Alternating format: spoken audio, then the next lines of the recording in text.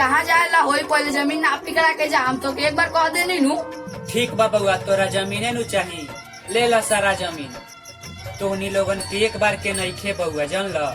हम जब कहीं जाइला नु तो तोहनी के जमीन नापी करवावे के बारे में हमरा से कहे लागेला। ऐसन कौनो दिन नइखे बउआ जहिया हम कहीं जाइला तो रोले नइखे। आज यही खीस में जाई थिया जहर खा के मर जाए, तब तू ही लोग हमरा बाल बच्चा के पोसिया पलिया।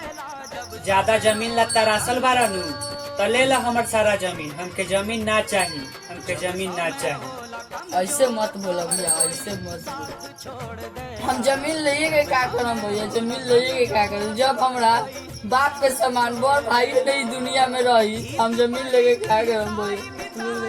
हम ये जमीन लेके के का करम भैया, हमको माफ कर दे भैया, हमको माफ कर दे।